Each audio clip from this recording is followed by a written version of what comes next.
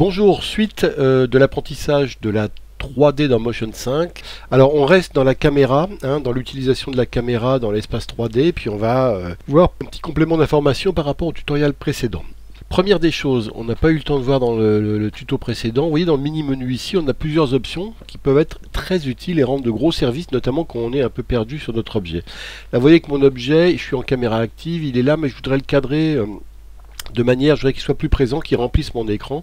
Alors là, dans adapter, je suis bien adapté. Donc vous voyez, j'ai mon écran en plein pot là. Mais je voudrais que mon objet remplisse l'écran. J'ai une fonction pour ça, j'en ai même deux. J'ai adapté les objets dans la présentation. Menu raccourci clavier F.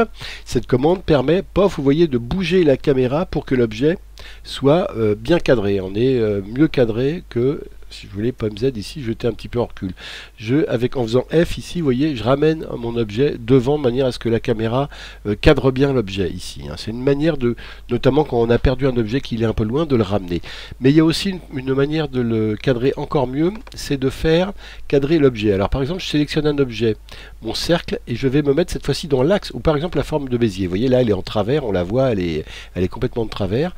Regardez, je la sélectionne et ici je vais faire cadrer l'objet et je vais mettre en face, vous voyez, regardez, la caméra va se mettre, hop, va me mettre cette fois-ci cette forme de Bézier en face. Si je veux par contre que ce soit cette fois-ci le cercle qui soit face à la caméra, je sélectionne mon cercle ici, vous voyez, et je fais raccourci clavier. Si je veux cadrer l'objet, c'est pomme F, donc pomme F. Hop, cette fois-ci c'est le cercle qui remplit bien mon écran. Donc vous voyez, ces deux fonctions, elles sont assez utiles parce qu'elles me permettent assez rapidement de retrouver ma caméra face à l'objet. Si je regarde avec une présentation multiforme, ici, regardez, ici je suis en haut, ici je vais être à droite, je vais me mettre plutôt ici à droite. Et on va reculer un petit peu pour être bien. Regardez ici, si je me mets en Bézier, on voit la caméra qui va tourner pour se mettre face à l'autre objet. Quand avec caméra active, je vais faire cadrer l'objet, cette fois-ci Bézier. Hop, on voit la caméra qui a bougé pour se mettre face à Bézier. Bon, on l'a pas vu ici, mais on le voit là. Par contre, regardez ici, si je mets bien la caméra comme ça, je fais cadrer l'objet. Vous voyez, voilà, ce coup-ci on la voit qui cadre l'objet complètement. On fait un pomme Z pour la laisser comme ça et on va reculer un petit peu. Alors quand on voit qu'elle cadre l'objet, si je veux la décaler, la caméra par exemple ici, regardez, je la recule, ici, et si encore une fois je m'amuse à faire, hop, pas cadrer l'objet mais afficher les objets dans la présentation, hop, vous voyez, ma caméra s'est rapprochée pour que le cercle soit bien dans la présentation aussi. Avant, vous voyez que si je l'avais éloigné, encore une fois, je vais, hop, regardez, reculer ma caméra et refaire ici, caméra active, adapter les objets dans la présentation. Vous voyez ma caméra qui s'est avancée ici. Voilà l'intérêt, vous voyez ici, de cette fonction, ces raccourcis. Et il y a une autre fonction que je voulais vous montrer, ça permet d'isoler un objet. Par exemple, mon cercle, si je veux le retravailler, ou ma forme de Bézier, si je veux la retravailler. Là, je suis un peu perdu dans l'espace, c'est un peu compliqué de la sélectionner. Je fais Bézier ici, j'appuie sur le petit rectangle, et hop, et regardez, ma forme de Bézier, elle vient là. Et là, par exemple, je peux dire mode de remplissage, je vais lui mettre un petit contour, par exemple, jaune, que je vais élargir un peu jaune-vert. Vous voyez, voilà, ma forme de Bézier, je vais donner plutôt cette forme là, voilà, je l'ai changé un petit peu. Maintenant, ce que je voulais vous montrer, c'est aussi dans la caméra l'angle de vue. C'est quoi l'angle de vue? Regardez ici, on peut s'amuser ici dans le HUD, ou alors dans l'inspecteur d'ailleurs, avec angle de vue. On va le faire dans le HUD, regardez à... En fait, dans le plan, ça joue sur la lentille de la caméra, ça joue, regardez, sur la longueur focale. C'est-à-dire que là, je m'approche d'un grand angle, ici, comme ça, et là, je suis plus sur une longue focale, vous voyez, comme ça, en m'éloignant un petit peu. Ça, c'est très intéressant, l'angle de vue, qui permet de jouer sur l'objectif de la caméra et de passer de longue focale à un grand angle, par exemple. Et regardez, si je m'approche ici, vous voyez que l'objet, du coup, là, je suis plus tout à fait bien cadré, mais je vais essayer de bien cadrer au milieu pour qu'on voit bien. L'objet, quand je me rapproche avec l'angle de vue, je le distors exactement comme avec un fisheye, vous voyez, un objectif grand angle. J'ai les mêmes distorsions qu'un grand angle ici. Et je peux même passer à travers, regardez, c'est assez intéressant comme image. Hop, je peux me permettre de faire un mouvement où je passe à travers l'objet ici en jouant sur la focale, comme ça. Ça, c'est vraiment intéressant parce que ça peut permettre de faire des mouvements assez sympas en 3D, parce que je peux enregistrer, ça je peux créer des points d'animation, mettre des points d'animation sur l'angle de vue ici et tout à fait créer un mouvement comme ça hop, avec ça. Et le plan avant, alors le plan avant c'est quoi? Ça permet de jouer sur ici l'objectif de la caméra. Hein, ça me permet de dire, voilà, ça me permet de dire, voilà, il y a un espace à partir duquel je vois, un espace duquel je vois plus. Là, regardez, si je règle ça, hop, à partir de là, la caméra, elle voit plus. Hop, à partir de là, elle voit. Si je règle mes plans arrière et mes fondus arrière ici, je peux décider d'avoir une certaine focale à partir de laquelle je vois l'objet. Alors, je règle mon plan avant ici comme ça et mon plan arrière à peu près comme ça. Et regardez, plan avant, je vais pouvoir faire à un moment donné disparaître l'objet, hop, et le faire réapparaître. Et là, en plan arrière, la même manière, alors voilà, mon fondu arrière, je peux l'avoir ici, je peux faire disparaître mon objet en plan arrière et le faire réapparaître. Ça permet, quand on a beaucoup de choses dans un espace 3D, de passer de l'un à l'autre. Hein. Ensuite, je voulais vous montrer autre chose. Vous voyez, dans le type de caméra, il y a deux manières de contrôler la caméra. Il y a le mode cadrage et le mode point de vue. Alors, dans le mode cadrage, la différence des deux, en fait, c'est de savoir où jouent les contrôles de position et de rotation de la caméra. Quand on est en cadrage, vous voyez qu'ici, les modes de contrôle de la caméra, ils sont là. Hein. Si je veux, hop, élever la caméra, ça se passe ici, sur le champ de la caméra, comme ça, sur le plan arrière de la caméra, au fond du triangle, en fait, délimité par la caméra.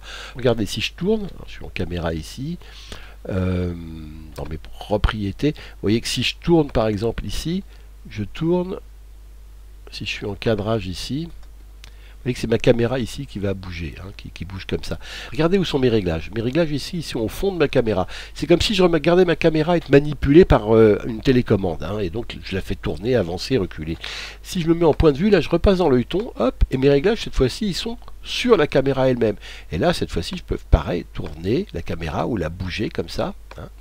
La rotation, cette fois-ci, je la fais, hop, vous voyez, comme ça. C'est la caméra qui tourne elle-même autour de son pivot. Elle ne bouge pas la caméra. Hein. Et si j'avance et que je recule, c'est pareil. La caméra, elle ne bouge pas. Les réglages, cette fois-ci, ils sont là. Hein. Au lieu d'être ici comme ils étaient, ils sont arrivés ici, mes réglages. Dernière des choses, on va regarder la profondeur de champ qu'on n'a pas vu exactement. Alors la profondeur de champ, on va la chercher en faisant contrôle. On est sur la caméra ici. Dans caméra, on va sur caméra, profondeur de champ ici. Vous voyez, on affiche ici les paramètres. On avait les paramètres cadrage également point de vue qu'on pouvait retrouver ici si on les a pas dans le HUD. Et on prend la profondeur de champ. Donc ici, il faut penser à les afficher. Et surtout, dans rendu ici, il faut penser à aller sur profondeur de champ. Voilà, c'est pas forcément mis. Si je mets profondeur de champ ici, je vais pouvoir déterminer une profondeur de champ au-delà de laquelle il y aura du flou. Hein. Et alors pour ça, je vais mettre un troisième élément. Je vais mettre un texte en plus de tout ça. Je vais mettre un texte qui est devant. Regardez, je l'ai placé devant exprès les deux objets ici. Et on va jouer maintenant sur la profondeur de champ pour passer du flou de l'un à l'autre. Hein. Avec ma caméra active, on va la tourner pour avoir mes objets qui soient plutôt devant comme ça. Hop. Ils sont, voilà, on est comme ça, on est un peu de travers comme ça, voilà. Vous voyez, j'ai mon texte 3D, et puis derrière dans le champ, j'ai mes deux objets, ma flèche hein, de Bézier et mon cercle ici. On le voit en perspective ici, on le voit en caméra active, il est comme ça pour le moment. Et alors, comment on règle la profondeur de champ? La profondeur de champ, vous allez voir, elle va être illustrée ici, hein, sur le plan devant l'objet. Alors, on va déjà reculer un petit peu notre caméra ici en angle de vue. On va essayer de l'éloigner un peu, notre caméra. Ici, voilà, le texte est là et le truc est là. Alors regardez ici, je vais mettre un petit peu de degré de flou. Je vais montrer mon degré de flou pour mettre de la profondeur de champ. Et maintenant, je vais déterminer ma profondeur de champ avec ces deux paramètres ici.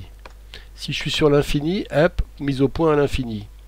Si je suis devant, regardez, je vais me mettre là et là. Et je vais décaler mon... Voilà, regardez ma zone de mise au point. On voit ici, c'est les deux traits qui sont là qui vont déterminer ma zone de profondeur de champ. Donc la proche, je vais la resserrer un petit peu. Voilà, proche. Et mise au point lointaine, elle est là. Mon point, en fait, il est au milieu. Ma limite de flou ici, ma profondeur de champ, elle est entre les deux ici. Alors je peux essayer de la resserrer encore pour avoir une très faible profondeur de champ. Regardez ici, je resserre ici. Et lointaine, je resserre pour avoir mes trois traits qui soient le plus proche possible. Et maintenant, je vais la décaler. Vous voyez que tout est flou ici parce que ma profondeur de champ, pour le moment, elle est juste réglée là. La focale, le focus, il est réglé là. Alors que mon premier objet, il est là et mon deuxième objet, il est là. Donc, regardez ici, je vais décaler tout ça pour la faire avancer. Là, normalement, pof, ici, mon premier objet doit être à peu près au point. Vous voyez le 3D. Il faut que j'écarte un peu même parce que je suis pas dans le bon axe, donc il faut que même que ma mise au point soit un peu plus, voilà, que ma profondeur de champ soit un peu plus large, donc je vais la hop, comme ça, je vais l'éloigner. Voilà. Donc ici, et même la mise au point large, normalement, voilà, j'ai une zone ici où mon texte doit être complètement gardé en caméra active, il est net, alors que par contre derrière notre objet est flou. Hein. Et on le voit, il est net parce qu'en fait mon proche de mise au point c'est ça, c'est réglé là, donc c'est avant, et mon mise au point au loin, hein, donc tout ça détermine cette profondeur de champ là, et mon objet il est là au milieu, donc il doit être net. Maintenant si je décale cette mise au point pour aller hop sur l'autre objet, hop, comme ça j'avance, regardez l'autre objet, hop, il va devenir ici, il va être net, et par contre mon texte lui il est flou. Alors ne vous occupez pas de cette perspective, ce qu'il faut voir c'est celle-là ici hein, qui compte. Alors, on va regarder celle-là ici, et vous voyez mon texte ici il est devenu flou, et hop, alors après le degré de flou, vous voyez il se règle ici, un peu moins ou plus ou moins de flou. Encore une fois, la mise au point, si on peut l'élargir, la profondeur de champ, si on veut l'élargir, on fait ça, et on fait ça ici. Et là, vous voyez, le décalage, il va se faire progressivement entre, hop, mon texte ici qui est au point, alors que mon objet est flou, hop, ici, et je peux créer une animation pour passer de l'un à l'autre en termes de profondeur de champ. Vous voyez, faire le point sur un objet et un autre. Donc vous voyez comment on peut jouer, y compris sur la profondeur de champ, avec des caméras dans un espace 3D. Voilà, dans le prochain tutoriel, on regardera comment utiliser les comportements de caméra qui sont préétablis dans Motion 5. Vous allez voir qu'on peut faire énormément de choses avec la 3D dans Motion 5. Merci et à bientôt.